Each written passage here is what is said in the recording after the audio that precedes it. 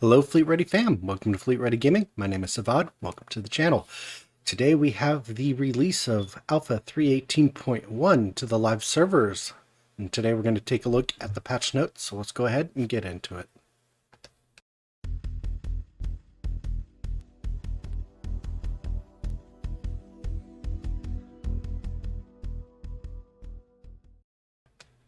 Alright, so today is April 12th, 2023. And we have the release of the new patch. Now, it looks like CIG uploaded the patch notes yesterday, but they just became visible here a few minutes ago. So let's go over the known issues so far with the patch. Known issues. Game client may close without error or crash handler. ASOP terminals are unusable and fade to black when accessed. Delivery objective withdrawn upon reaching mission location. Equipping more than 5 components in a single save changes an equip VMA transaction will fail. Harvestable deposits may be invisible to players, cause collisions, or become unavailable for scanning, mining, or salvage gameplay. The trams are out of sync with the station timers, causing them to overlap or not appear on time. Elevators and trams are jittery during transit of player characters. When flying near another ship seems to hit an invisible box that kicks it in a random direction. Reclaimer main on elevator control panels do not respond to input. Cargo may be invisible in multiple ships after being purchased.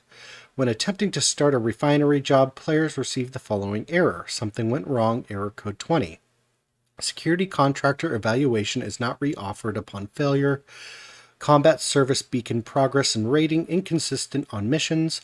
Security work assessment remaining hostile NPCs are not spawning in. PTV wheels at the Orison race area can clip into geometry and become detached from vehicles. The snub fighter attached to the constellations lack interaction props to enter it, making it unusable. Some ship wreckages erroneously give no material text and do not let you salvage. And finally, markers will randomly disappear after quantum travel with no set route. So, a lot of the same issues that we've had even since the early PTU of 3.18. So let's see what has been done and what has been fixed. Feature updates. Gameplay. Initial ship delivery. This change we are making affects how you obtain your vehicles when logging into the game for the first time after a database reset. Instead of being immediately entitled to your home location in-game, ship pledges on our website will now be available at any ASOP terminal labeled as deliverable.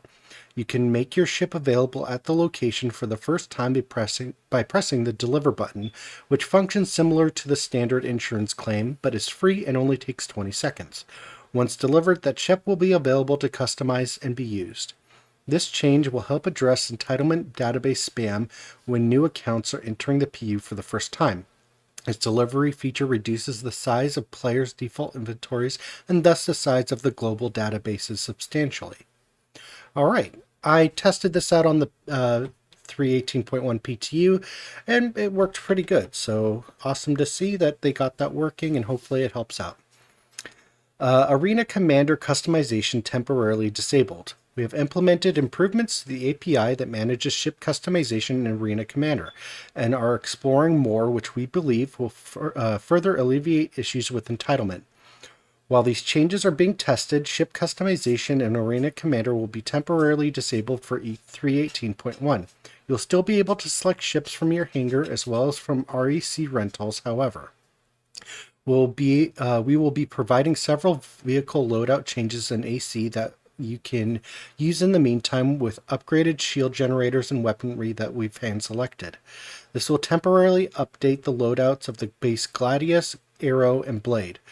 This change will be temporary. Customization will be enabled in the following update. The next update will also include general fixes that didn't make it for 3.18.1's release or were blocked by issues with persistent entity streaming. So this they mentioned in the PTU patches as well. I had hoped that they would be getting it re-enabled within this, but when 3.18.2 comes out, we should hopefully see it re-enabled. Density Manager optimizations. updated density manager values to be more aggressive for removing unneeded entities in the PU to improve server and client performance.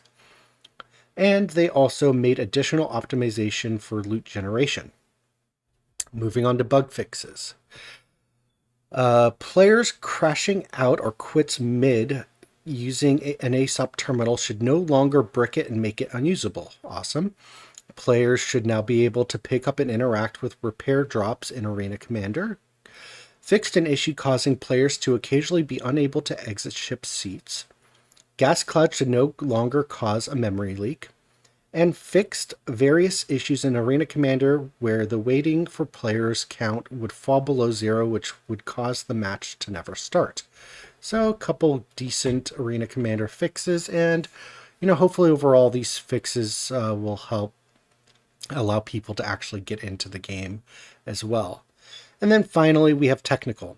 In 3.18.1 we have made many dramatic changes to how the ASOP, client, server, and global databases handle entities and entitlements, which should help both make things like stowing and unstowing of ships more reliable and snappier, as well as address many of the various issues players have been seeing with unstowed characters and many different account errors blocking players from loading into the PU. The 3.18 infrastructure needs are a lot higher than previous game versions. Armed with data of the last few weeks of 3.18, the team has also spent considerable time of analyzing and optimize the cloud footprint of the game, resizing and adjusting the layout of the clusters and regions where the game hosts services. Well, hopefully, these adjustments do indeed help with the majority of the community that still have yet to make it into the game. Finally, we had 2 client crashes fixed, as well as 2 server crashes as well. So, awesome to hear. With that being said, we're going to end the video here. Hopefully it helps you out. Let me down in the note in the comment section below, did these fixes allow you to get in if you haven't been able to get in so far? And if you are in, how's the game running? Is it smooth? Are you able to do missions? Have you had any bugs yet? Please let me know. I'd love to hear.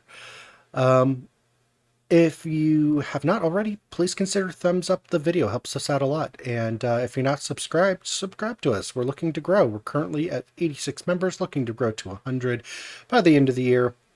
And we're going to hit that way sooner than that. But once we hit that 100 mark, we're going to be having our second giveaway contest with an LTI vessel already in hands.